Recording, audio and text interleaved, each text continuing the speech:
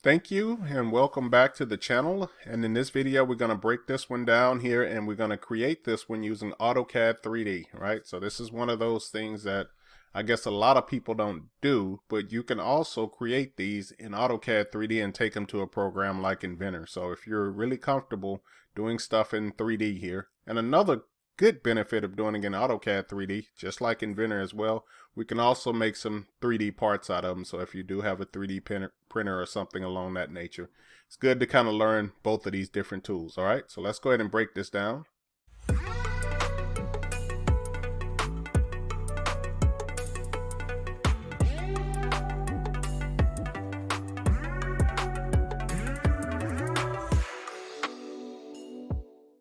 Okay, so what we did when we created this in Inventor was it was a lot easier for us to go ahead and create a shape that looks like this, right? And this is going to be the one I'm highlighting here. And that's kind of exactly what we did. And then we followed up with putting the circle part on. But in this one, I'm going to do it a little bit differently. What I plan on doing here, and let's go ahead and get to the rectangle tool here, is that I plan on creating this rectangle here, as well as this rectangle here. Now you can see that there is some overlap right in this area here. And what I plan on doing here is that depending on which one you want to make longer or leaving both of them long, it really doesn't matter in this program, right?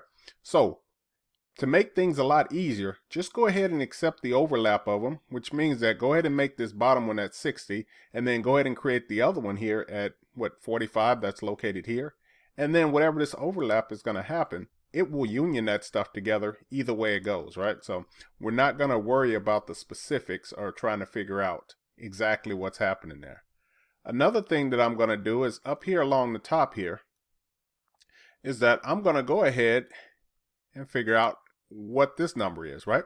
This should be really easy to you if you did any kind of drafting and understand how these views are constructed, is that this distance here has to be this number, right? If we're looking at this from the right side, which is this area here, then that number should be the exact same number here at the top. So if we went ahead and labeled that, and I'm going to try to write this a little free-handed, that should be 60.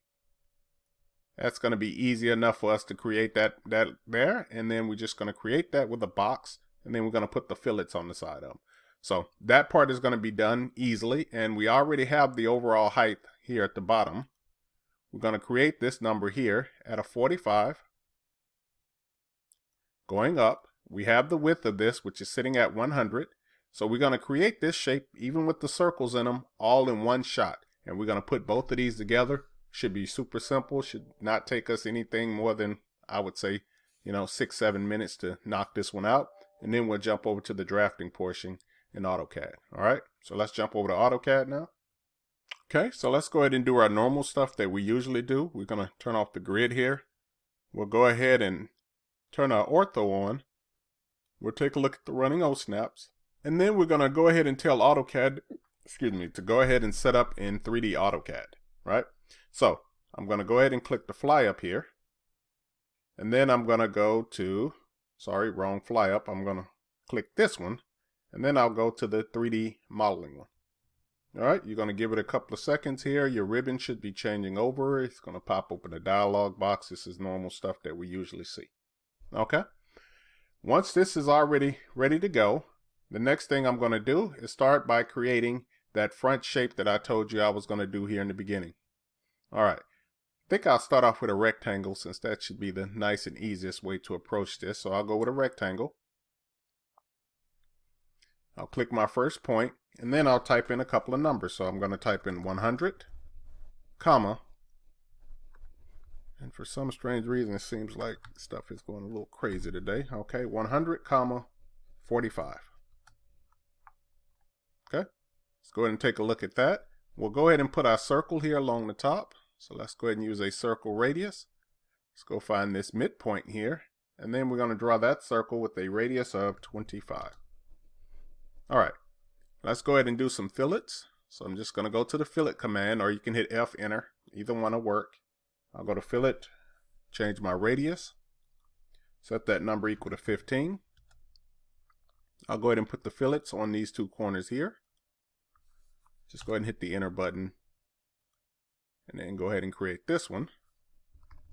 Let's go ahead and trim off this portion here at the bottom. So I'm just going to use the trim command, and it's easier to type them in, so I'll just type in TR. Let's go ahead and trim off this portions. Okay. So now we have our overall shape of this thing kind of created. Let's go ahead and place those circles. Easiest way to do that, right? We already know the dimensions are going to be 15 away from here and going up a distance of 30. So I'm just going to go ahead and move my UCS to that location. So I'm just going to select it there. Go ahead and click that endpoint there and place it here. So now when I draw a circle with the diameter, I'm just going to type in 15, 30. And then I'll go ahead and type in what the diameter is, which is going to be 10. All right. So this is on both sides. So I can just use the mirror command. And the mirror command should look like a little TP. And I'm trying to remember where it's at. I think it's under the drop down here. And there it is. So I'll go to mirror, select my circle here, enter, go find the midpoint here along the bottom, go straight up, click here, hit enter, and then I'll go ahead and put my final big circle here. So I'll go back to a circle, center diameter. I'll go to the center of that circle there, click here, and the diameter of this one should be set to 40. Okay, so this is going to be everything I need. Last step I want to do is make sure I join all of these lines together. So I'm just going to select that, hit J, enter. And now I'm verifying here at the bottom. It says one segment was joined. So when I select here, all of this should light up. All right, so that's going to be the top portion of this. Then let's work on the bottom portion. Remember that we already got those numbers figured out as well. So I'm going to start off with a rectangle. I'll click here. It's going to have that same 100 going across, comma, and then the height of this one, we figured that out in the breakdown before, which is going to be 60. Okay. Next thing I need to do is go ahead and place a fillet here on the front. So I'm going to go to my fillet, radius, 30. And then I'm going to use multiple. And I'll go ahead and place both of those fillets along the sides of here. All right, believe it or not, we have everything we need now to construct and finish this three-dimensional part, right? So let's go ahead and switch this over to an isometric look. All right, and I'm just going to click on this corner of my view cube. It should rotate this way. I'm going to use the extrude command. And now both of these are going to get extruded a height of 20. So I'm just going to do this all in one shot. So I'll select those, hit enter. And then I'll go up a distance of 20. All right, now we have that done. And if I go ahead and take a look at this in shades of gray, you're going to see that these cylinders do need to be subtracted. I know they look in the right place right now, but if I take a look at shades of gray, you'll see that there are no holes in those, right? So if I go and I hit the subtract button, remember you're going to select the object you want to keep first. Go ahead and hit enter. And then just go ahead and put a window around those parts there in the top. So I have those circles selected. And now when I hit enter, that does take that out, and now we have those holes there, right? All right, good enough for us, lucky for us that we are in shades of gray. Let's go ahead and switch over to a rotate gizmo. I'm going to select this view here, select this red axis, and I just want to stand it up at a distance or a rotation angle of 90. Okay, let's go ahead and escape out of that. Now I need to place this endpoint along that endpoint. So it's just going to be with a simple move. I'll select this top one, go ahead and hit enter, select that endpoint, and then place it onto that endpoint. Now this is what I was telling you about in the breakdown. I have both of those overlapping each other, which is fine. Let's go ahead and use the union command. And then we're just going to put a window around both of these. Go ahead and hit enter, right? So you can see that it did combine that into one. Let's go ahead and put our UCS back in the right orientation. So I'm just going to click this unnamed, click on UCS. It's in the right orientation. And I always try to make sure that things are in the right orientation according to the view cube here, right? So my front view is my front view. This is my right side and this is the top. So it looks exactly like the isometric that is on my drawing. And that's going to make things easier for you when you start creating the drawing of this, because you're now able to when you first bring this in, it's going to come in at the right orientation. It's going to bring in that front view right where you want it to be, the right side and the top view. Okay. Another thing that we discussed when we was using Inventor, and I'll jump back over to the drawing here in a second, is that a lot of times in your drawing, you need to create the views that are necessary to create this part. If you watch the Inventor video, you've seen that I was able to eliminate a view. In this one, I can do the exact same thing, or I can create all three of those views. Okay, so what we done in that video is that we were able to eliminate a view altogether. So what we did was we took out this view and eliminated it because we were able to put the 60 like we discussed here in the beginning. There's my 60. And then my other dimension here is a 20, right? So that's going to be this dimension here. And that's going to be that top dimension here. And then this 70, we can actually calculate that from over here. Remember that we have a distance of 45 going up to here. If I was able to put a dimension going from here to here, you'll be able to calculate and see that that distance is going to be whatever the radius is, right? So this is going to be 25. And let's see if my numbers are going to cooperate with me today. So this number here would be my 20. This number here would be set to my, let's see, what is that, 60? And then this number here is going to be set to the radius. Okay, so all of these numbers I can automatically figure out. And let me put one more thing on here just so I don't confuse myself here, is that this total length here is going to be 70, right? We don't have to put this on here because it's automatically, or you should be able to calculate what that number is. All right, and I know that one is a little bit off, but we should be able to calculate and figure out all of these numbers. So you can see that just by me doing this way, the 60 is already taken care of. This 20 here is taken care of, right? We're going to have to add one more dimension here on the other one. This 20 is taken care of by the top, and the 70. I did forget to show you one more dimension that we will need on here, is that we're going to need to give this length here. Okay, so this length here is going to be that 20 located there. So we're able to calculate and do all of this stuff on these two views. Therefore, we can eliminate this view. Now, that's going to be strictly up to you in your professional career. If you want to keep all three of these views, there's nothing wrong with it. Or do you want to eliminate it?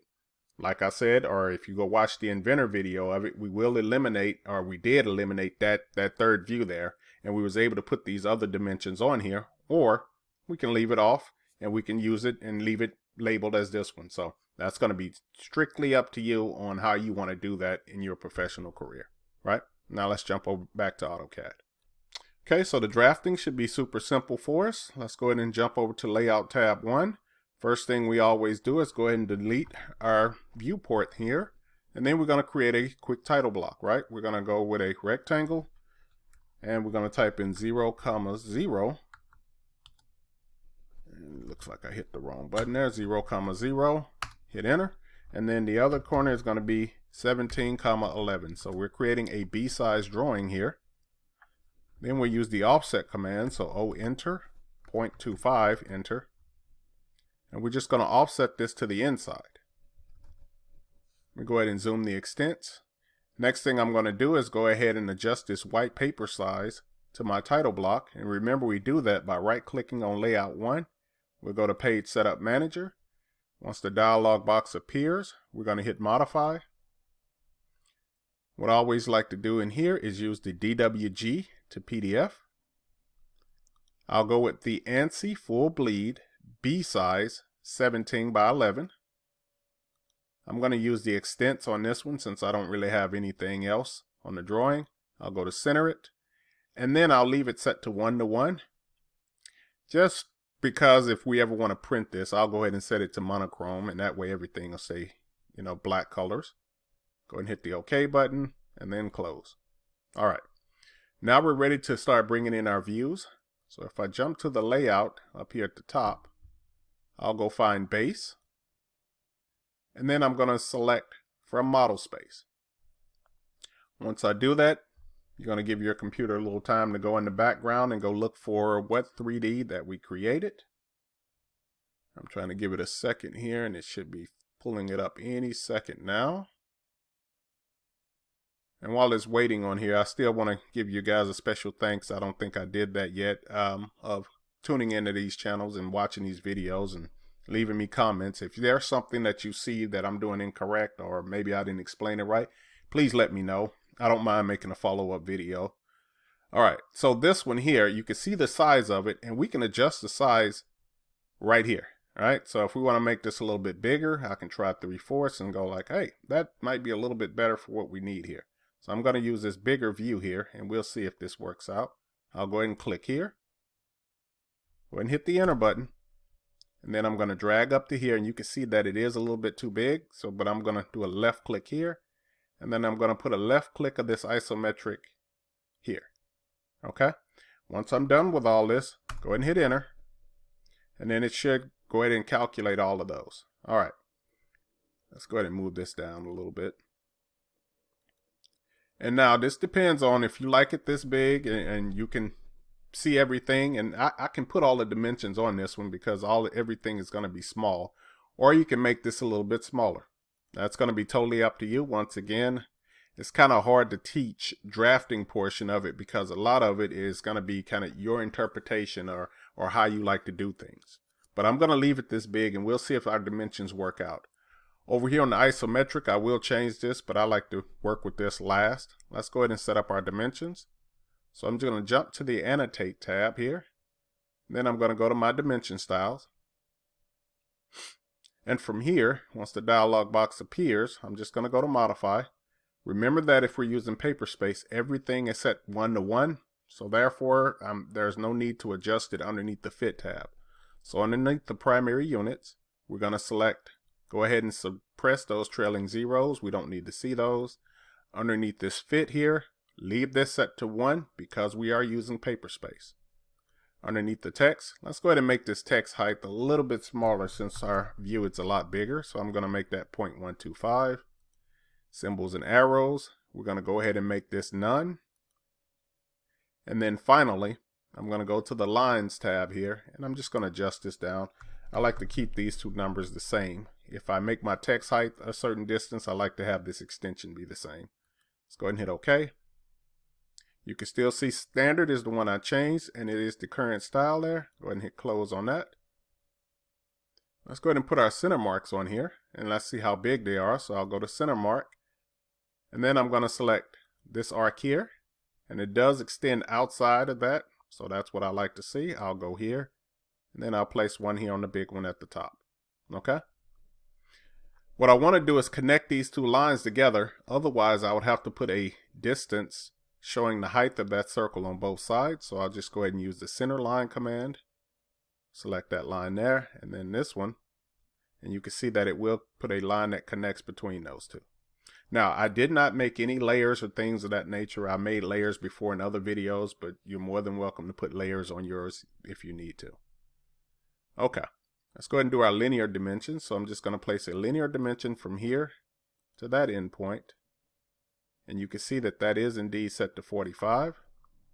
Let's go ahead and put our other linear dimension. So from here to here, it's going to be set to 30. And then I'll go ahead and place one more. I'm just going to hit enter on my keyboard just to kind of give myself a little shortcut here. So that's all three of those dimensions that I need to specify that. Okay, let's go ahead and put a linear dimension here at the bottom. And that's going to be from here all the way over to here. And that gives me 100. Let's put a dimension from here to this endpoint. This is going to be set to 15. I'm just going to hit enter again. Click from this endpoint to here. And I'm just going to click on this endpoint located here. Now zoom up. I'm going to go ahead and hit enter. I'm going to put it dimension from that endpoint to this one, and that's going to tell me where the height of this is at. Okay, that should be all the dimensions I'm going to need here at the bottom. Up here along the top, I'm going to go ahead and put a dimension from this endpoint to here. And what I like to do is try to keep everything in line with each other, so I'm just going to place it right at that endpoint. I'm going to go ahead and hit enter. I'm going to click from this endpoint to this one, and once again try to keep everything lined up with each other. I'll go ahead and click at that endpoint. Alright, now I think the only thing I need now is going to be a radius dimension, right? So let's go ahead and put our radius dimensions on. So I'll go to radius dimension. Let's go ahead and place that one here. We're going to have a couple of more radius dimensions. I'll go ahead and hit enter. I'll go here. The enter button one more time. I have a radius dimension set here. Let's go ahead and take a look at our diameter dimensions. So diameter, click here. Enter one more time, and I'll have to place this one here. Okay. Now let's go ahead and finish this out with a little bit more drafting, right? We need to go ahead and tell it that this is in 2 locations. So I'm just going to double click it. Once that appears, I'll hit the left arrow, put a 2x in front of it with a little space between it. Likewise with this number here. I'll hit the button there, 2x, space there. And then I have one more that's doing that, right? So here, and in front of it, 2x, space, click here. All right, so now we have this one done, and then the last thing I need to do is just kind of shore up here my isometric view. So I'm just going to select my isometric view. Let's go ahead and take a look at the edit view. I'm going to click this drop down here, and I'm just going to say, hey, shade this only with the visible edges. Hit OK. Let's go ahead and take a look at everything, and it looks like it should be good to go, right? So this one is, pretty much simple and straightforward. Not too bad to create here using AutoCAD 3D. It's just once you break it down and try to figure it out. I could have approached this one with that L shape like I did in Inventor, but keep in mind that it would have been a lot more work to do. It was easier just to create 2 shapes, extrude, put them together, and away we go, right? So hopefully you enjoyed watching this video. Like I said before, let me know if I did something wrong, or if maybe I could have did it a different way. I always like to see another person's approach on how they would have done something along this nature using AutoCAD 3D, right? My way is not always the best way, and I do, like learning new ways, or maybe another command that would have did this a lot simpler, right? So I really do appreciate it. Thank you for helping my channel grow. Thank you for coming back and tuning in and watching this. And till the next video, I'll see what else I can come up to draft with. And keep in mind that I am going to put out a video using AutoCAD 2D on this one. So we're going to create this isometric using AutoCAD 2D. So if that's something that you're interested in, look forward to that video coming out soon. All right. So thank you for watching.